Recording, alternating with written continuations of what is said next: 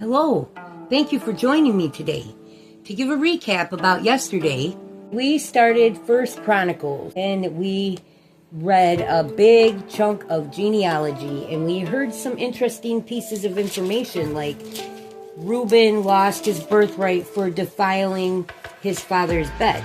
Well, it doesn't give us any more information anywhere that I can remember in the Bible about that, but I am reading right now the book of Jasher in another series alongside this, and we read a couple days ago in one of our readings out of Jasher that he was jealous after Rachel and Leah were the wives of Jacob, and he wanted to marry Rachel, but he was deceived and given Leah first instead. Then swindled into another 7 years of work to get the wife that he desired, which was Rachel.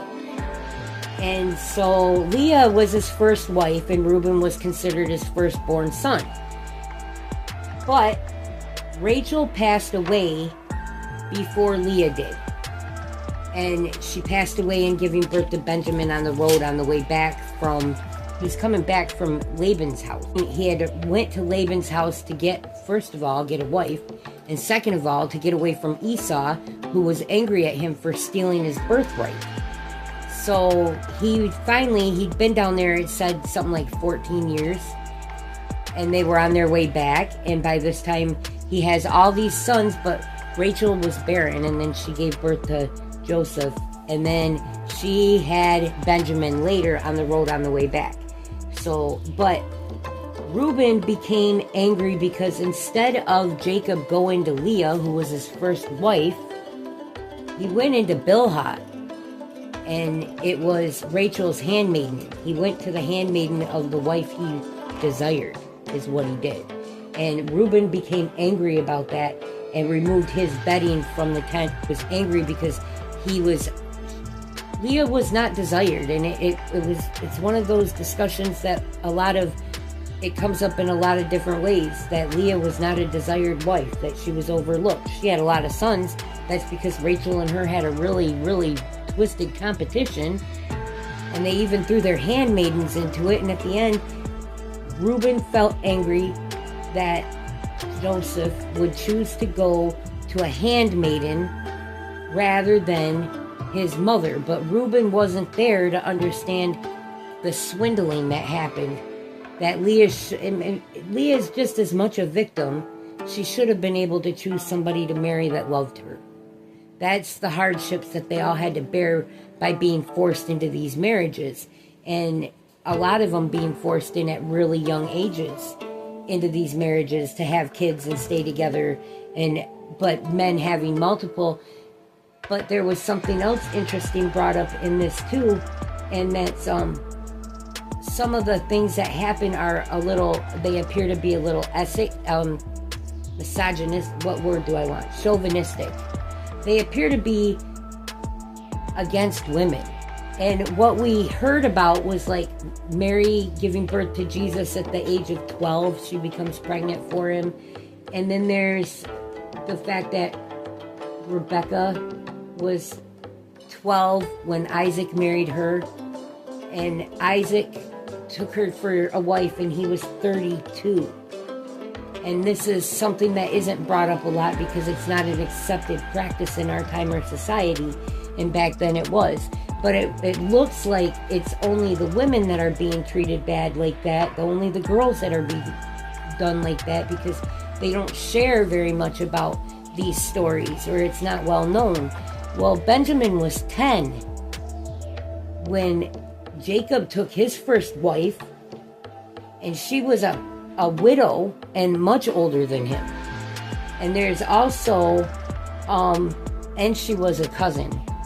And then there's also another son that ended up taking a widow with a child at a young age. So I don't think that they paid much attention to the ages or like the fact monotony. That's what Christ reset. That's some of the stuff he taught when he said to stay faithful, to choose one husband and one wife, and don't cheat, and stay faithful. This is why. Because these problems all come up. They're giving children out to be married and have children. Maybe at that time it was acceptable, but in my stomach, every time I read another instance, I feel sick. And the thing about the Bible is that it always tells the story that is. Jasher is argued. It really is. I understand that. But it is a book that was a part of the Bible before they removed it after finding the Dead Sea Scrolls. And they removed it because they can't confirm the source. It's such an old book. It has attributes that make it look like it's coming from medieval times at times. And other times it sounds like it's being written by Moses. And other times it just doesn't make any sense at all. So I understand the toss-up about it, but a lot of what we've been reading in Jasher, I've been able to find something about in the Bible. And yesterday in our reading in 1 Chronicles in chapter 5, we found biblical backup of that story that Reuben was jealous. I mean, it doesn't give those, but that's an explanation that makes a lot of sense. It sure sounds a lot better than what you think when you read the words, he defiled his father's bed. Because in our time, we think something's sexual. We don't think that simply moving it out of a room, out of a tent, is defiling it. But their times, their things were much different. Just like their cultures and how they got married were different. The way that they lived, who was in what tent, who was allowed to go into tents, what sort of things you were supposed to touch, what sort of things you were not supposed to touch. We even have to remember that Noah's sons wouldn't even look at their father. The two of them backed in with the robe between their shoulders and dropped it over him while he was sleeping in bed so that they would not see his nakedness like Ham did. And Ham got cursed for it. So the cultural things are really interesting to look at, and it's just an interesting thing to share that it's not just girls, it was boys too. So we'll get back on track now. We went through all these genealogies and we heard about all the people that we've been reading about again, plus we had fill-ins of like names, and we even heard where Baal, the line of Baal came from in here. And I did a little bit of research today about Baal, and at some time I'm going to get a little bit deeper into it. I kind of feel like if we're going to reject something, we should fully understand what we're rejecting, not just blindly reject, because then we don't know what we're falling into when it comes later. We can't just always hide the bad things and only show the good. We have to show the bad things too, so that we are able to recognize them when they repeat, because everything repeats. So we left off in verse 44. We had just gone through Saul's descendants. So we're going to pick up in chapter 10. Now the Philistines fought against Israel, and the men of Israel fled from before the Philistines and fell down slain in Mount Gilboa. And the Philistines followed hard after Saul and after his sons, and the Philistines slew Jonathan and Abinadab and Malchishua, the sons of Saul. And the battle went sore against Saul, and the archers hit him, and he was wounded of the archers. Then said Saul to his armor-bearer, Draw thy sword, and thrust me through therewith, lest these uncircumcised come and abuse me. But his armor-bearer would not, for he was sore afraid. So Saul took a sword and fell upon it. And when his armor-bearer saw that Saul was passed away, he fell likewise on the sword and passed away. So Saul passed away, and his 3 sons and all his house passed away together. And when all the men of Israel that were in the valley saw that, they fled, and that Saul and his sons were passed away, then they forsook their cities and fled, and the Philistines came and dwelt in them.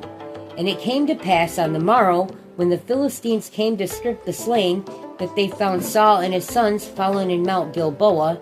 And when they had stripped him, they took his thinking spot and his armor, and sent it to the land of the Philistines round about to carry tidings unto their idols and to the people.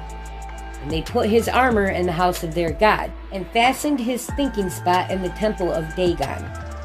And when all Jabesh Gilead heard all that the Philistines had done to Saul, they arose, all the valiant men, and took away the body of Saul and the bodies of his sons, and brought them to Jabesh, and buried their bones under the oak in Jabesh, and fasted 7 days.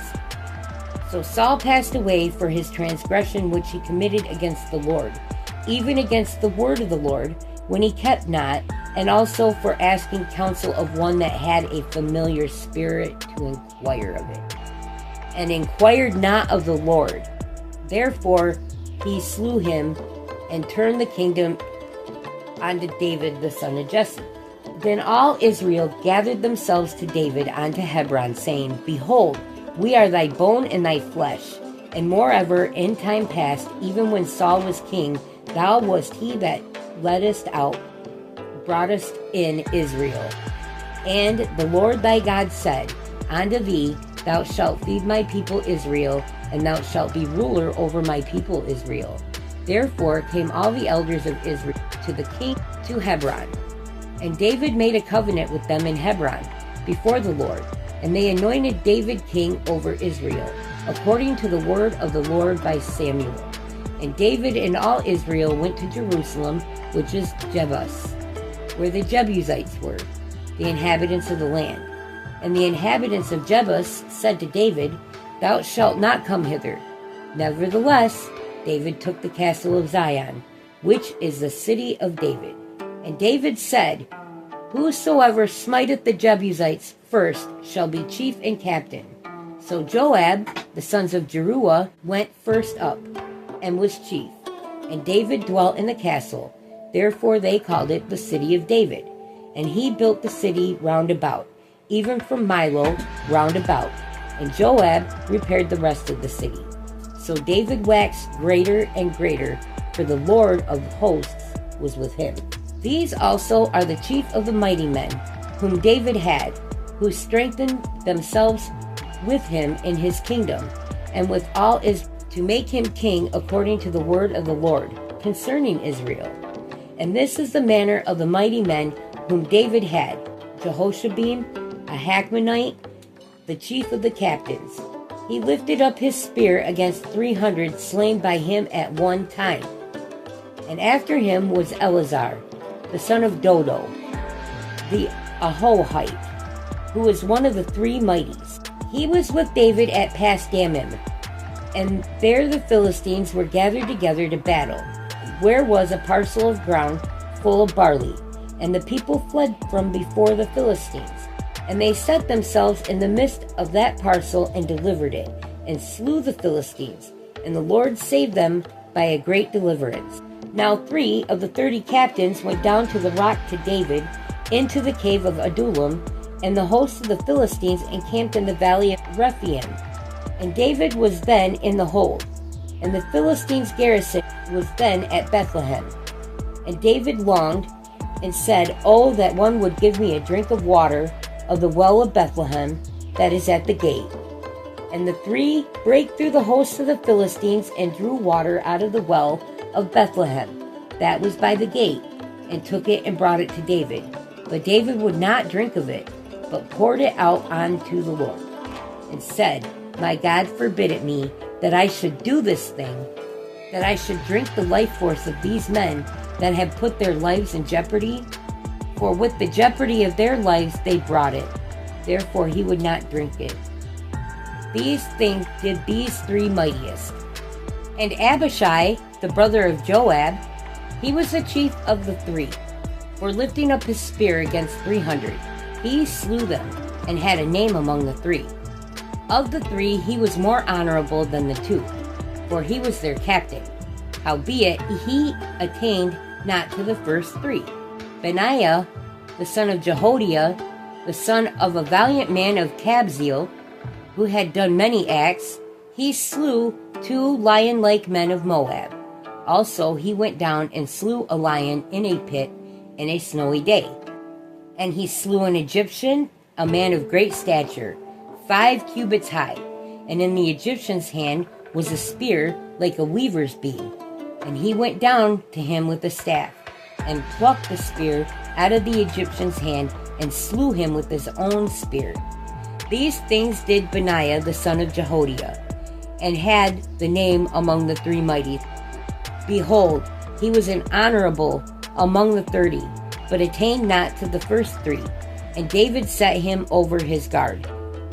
Also the valiant men of the armies were Ashiel, the brother of Joab, Elhanan, the son of Dodo of Bethlehem, Shammath, the Haratite, Helez, the Pelonite, Ira, the son of Ikish, the Tekoite, Abizar, the Athonite, Sabesai, the Hushathite, Eli, the Ahohite, Merari, the Netophathite, Helid, the son of Bana, the Neophathite, Ethi, the son of Rebi of Gibeah, that pertained to the children of Benjamin, Benaiah, the Pirathonite, Uri, of the brooks of Gash, Abiel, the Arbathite, Asmaveth, the Barumite, Elishaba, the Shalbonite, the sons of Hashem, the Gizonite, Jonathan, the son of Shage, the Haratite,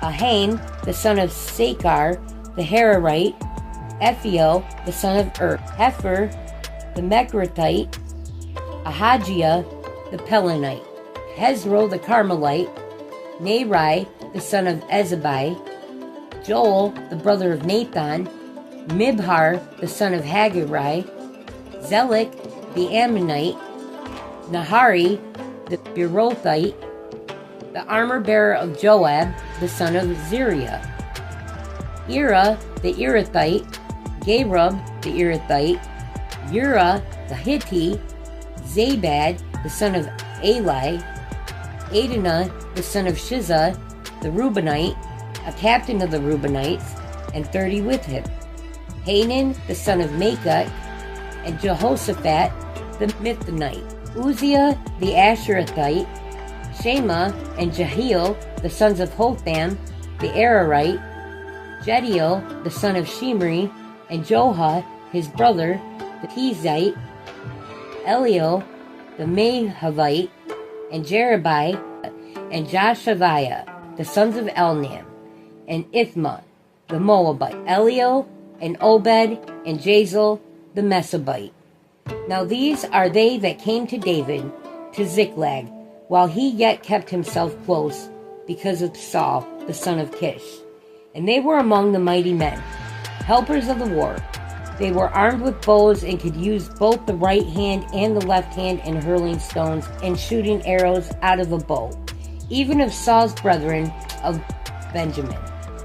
The chief was Ahaziah, then Joash, the sons of Shamash, the Gibeathite, and Jeziel, and Pelet, the sons of Asmaveth, and Berekah, and Jehu, the Anthonite, and Ishmael, the Gibeonite, a mighty man among the 30 and over the 30, and Jeremiah, and Jahaziel, and Johanan, Jozabad, the Gederathite, Eluzai, and Jeremoth, and Belai, and Shemariah, and Sephathiah, the Haruphite, Elkanah, Jesiah, and Azriel, and Josier, and Joshabim, the Korahites, Jola, and Zebadash, the sons of Jeroham of Geder.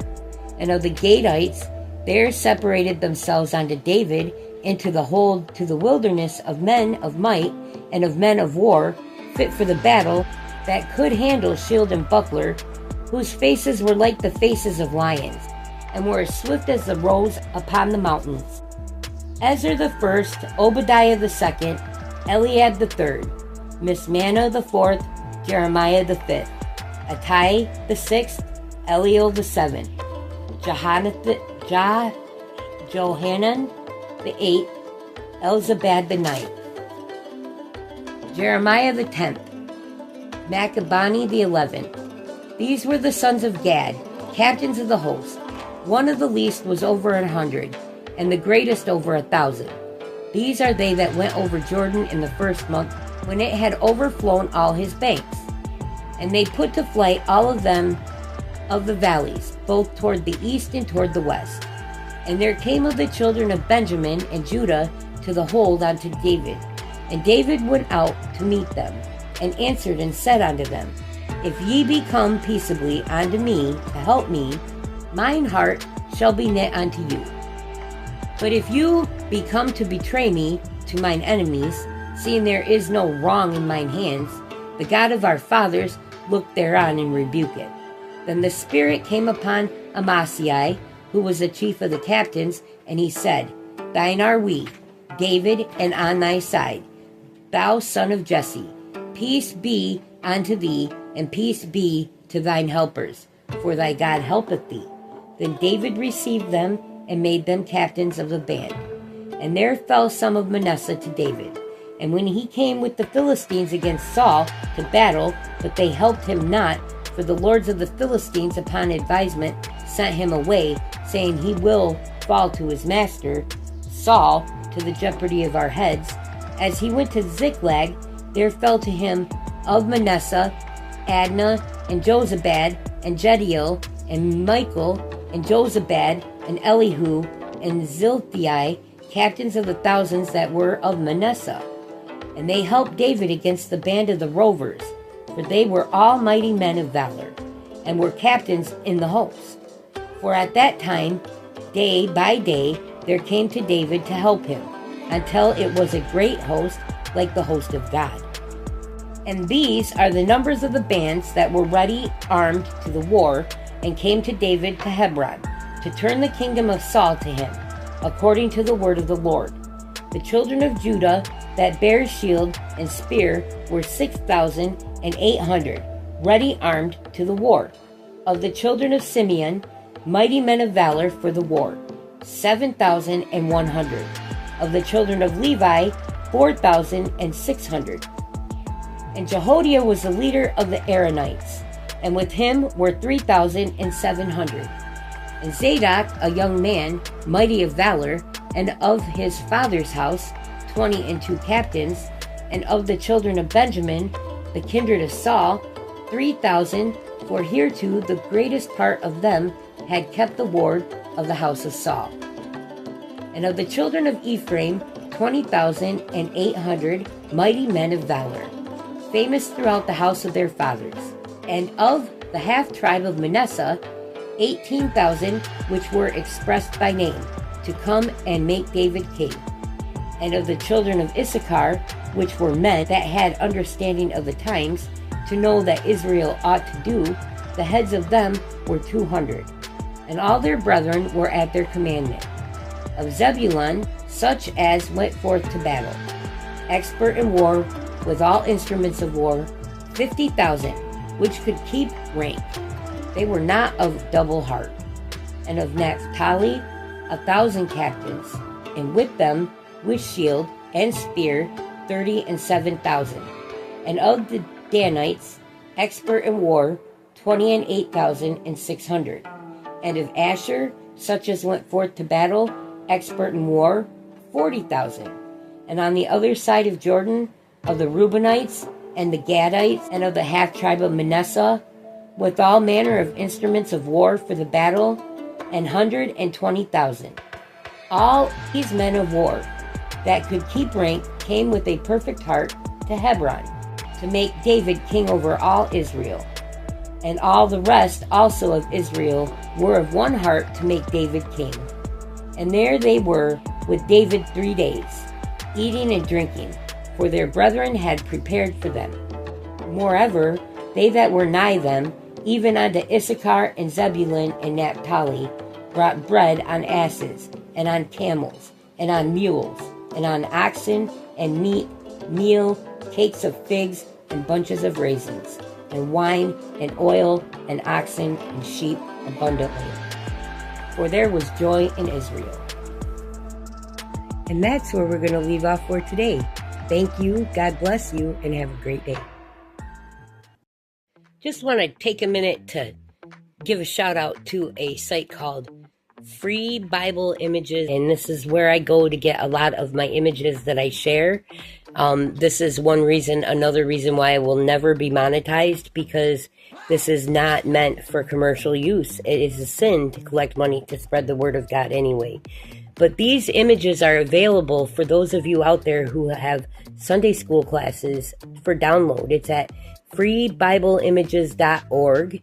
And I have a few things here I'm putting up on the screen while I'm speaking with you for you to check out. This is a great resource, and the pictures, I can always find something to go along with the story that I'm telling. And it's pretty sound with what the Bible says. There's many different artists that are featured in there. Their names, they all have license agreements to download. I do have copies of those when I download the pictures to use to make the videos with. So check it out. It's very much a great resource if you are somebody who is teaching the word to other people. And God bless you.